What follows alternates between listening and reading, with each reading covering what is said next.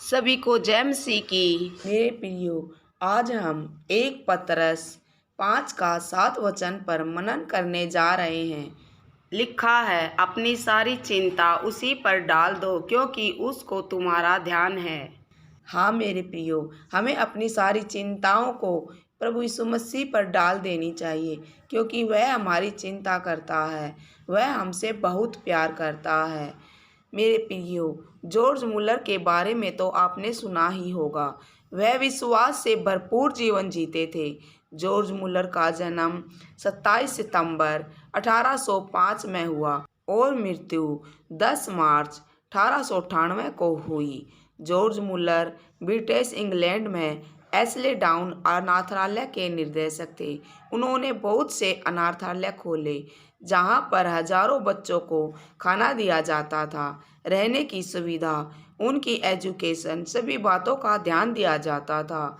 इस प्रकार उन्होंने 10,000 से भी ज़्यादा बच्चों का जीवन उसने परमेश्वर के प्रेम के कारण संवारा। मेरे प्रियो, जॉर्ज मुलर के जीवन की मैं एक गवाही आपको बताना चाहती हूँ।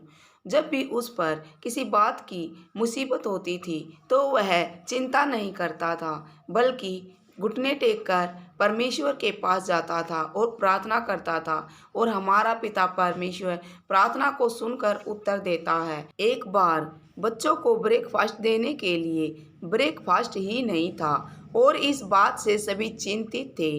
वह सोच रहे थे क्या बच्चे भूखे ही रहेंगे। लेकिन जब जॉर्ज मुलर को इस बात की पता चला तो उसने कहा, सभी टेबल और चेयर को लगा दो और बच्चों को उन पर बैठा दो और बच्चों से कहो कि वह खाने के लिए प्रार्थना करें। जब बच्चों ने प्रार्थना करके आमीन बोला, तभी उनके दरवाजे पर खटखटाने की आवाज़ आई। एक व्यक्ति आया और फ्री में ब्रेड देकर चला गया। फिर थोड़ी देर के बाद दूसरी खटखटाने की आवाज़ आई। वहाँ पर एक दूध वाला आया और वह दूध फ्री में उन्हें देकर चला गया। तब जॉर्ज मुलर ने बच्चों और सभी स्टाफ वालों को बताया कि हम जब परमेश्वर पर विश्वास करते हैं तो वह हमारी सारी ज़रूरतों को पूरा करता है। हाँ मेरे प्रियो, परमेश्वर का वचन ये भी कहता है, लिखा है, जवान सिंहों को तो घटी होगी और वह भूखे भी रह जाएंगे, लेकिन यहोवा के खोजियों को किसी भली वस्तु की घटी ना होगी। मेरे प्रियो, मैं आपके लिए एक और वचन पढ़ना चाहूँगी। मत्ती की पुस्तक अध्याय 6 वचन 25 से, इसलिए मैं तुमसे कहता हूँ कि अपने प्राण के लिए यह चिंता न करना कि हम क्या खाएंगे और क्या पिएंगे, और न अपने शरीर के लिए कि क्या पहनेंगे। क्या प्राण भोजन से और शरीर वस्त्र से बढ़कर नहीं। आकाश के पक्षियों को देखो, वे न बोते हैं, न काटते हैं और न खत्तों में बटोरते हैं, फिर भी तुम्हारा स्वर्गीय पिता उनको खिलाता है। क्या तुम उनसे अधिक मूल्य नहीं रखते? तुम में कौन है जो चिंता करके अपनी आयु एक घड़ी भी बढ़ा सकता है? और वस्त्र के लिए क्यों चिंता करते हो? जंगली शोषणों पर ध्यान करो कि वे कैसे बढ़ते हैं। वे न तो परिश्रम करते हैं न काटते हैं।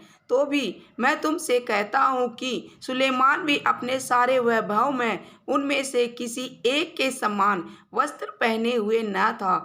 इसलिए जब परमेश्वर मैदान की घास को, जो आज है और कल भाड़ में झोंकी जाएगी, ऐसा वस्त्र पहनाता है, तो हे अल्पविश्वासियों, तुमको वह इससे बढ़कर क्यों न पहनाएगा। इसलिए तुम चिंता करके यह न कहना कि हम क्या खाएंगे या क्या पिएंगे या क्या पहनेंगे, क्योंकि अन्य जातियां इन सब वस्तुओं की खोज में रहते हैं। परंतु तुम्हारा स्वर्गीय पिता जानता है कि तुम्हें इन सब वस्तुओं की आवश्यकता है। इसलिए पहले तुम परमेश्वर के राज्य और उसके धर्म की खोज करो, तो ये सब वस्तुएं भी तुम्हें मिल जाएंगी। अतः कल की चिंता न करो, क्योंकि कल का दिन अपनी चिंता अपने आप कर लेगा। आज के लिए आज ही का दुख बहुत है। मेरे प्रियो, हमने इन वचनों से सीखा, जब भी हमें संसार की किसी वस्तु की ज़रूरत होती है और वह हमारे पास नहीं होती है, तो हमें चिंता बिल्कुल भी नहीं करनी है, बल्कि हमें अपने पिता परमेश्वर के पास जाना है, घुटनों के बल जाना है और प्रार्थना करनी है। और हमारा परमेश्वर, जिंदा परमेश्वर, हमारी प्रार्थना को सुनकर उत्तर देगा। जैसे जॉर्ज मुलर के जीवन में हुआ, उसने चिंता नहीं की, लेकिन उसने खुद भी प्रार्थना की और बच्चों को और अपने स्टाफ वालों से बोला कि प्रार्थना करो। और जैसे ही उन्होंने प्रार्थना करके आमीन बोला, परमेश्वर ने उनकी प्रार्थना को सुनकर उनके जीवन में कार्य किया, उनकी प्रार्थना को सुनकर उन्हें उत्तर दिया। हाँ मेरे प्रियो, जब भी हम प्रार्थना करते हैं, हमारा जिंदा खुदा, हमारा परमेश्वर हमारी प्रार्थना को सुनकर उत्तर देता है। हालेलुया। तो आइए हम प्रार्थना करें। हे मेरे महान प्रेमी परमेश्वर यहोवा, हम धन्यवाद के साथ तेरे चरणों में बैठे हैं मेरे पिता। मेरे प्रभु जी, जितने भी बहन भाई प्रभु इस वीडियो को सुन रहे हैं, देख रहे हैं मेरे पिता, उन सबको मेरे यीशु राजा मैं तेरे हाथों में सौंपती हूँ।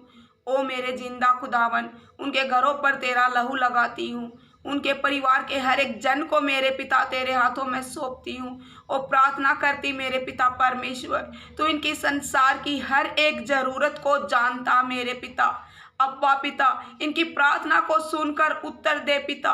हालेलुया मेरे पिता, तो इनके संसार की सारी जरूरतों को जानता पिता। अपने स्वर्गीय भंडार खोल दे मेरे पिता परमेश्वर इनके लिए मेरे पिता।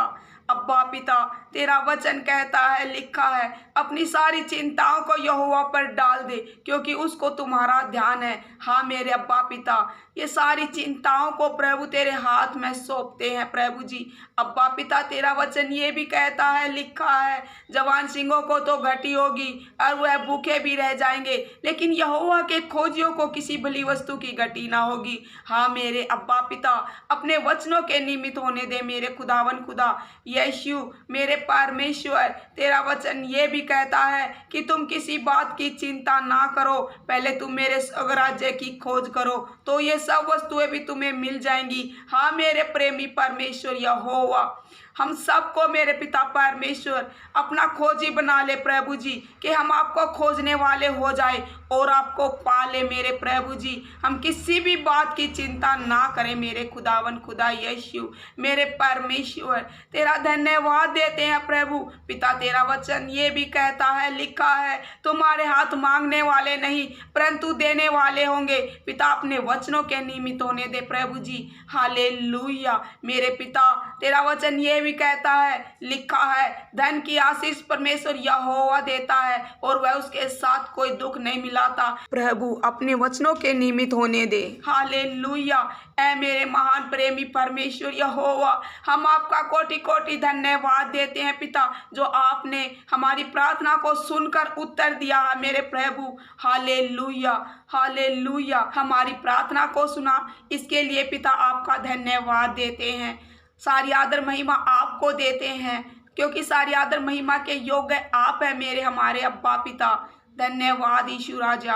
Hallelujah, thank you Jesus. और ये प्रार्थना मांगते हैं अपने उद्धारकर्ता यीशु मसीह के प्यारे और मीठे नाम में, आमीन। जय मसीह की सभी को। प्रभु आपको बहुत आशीष दे, आमीन।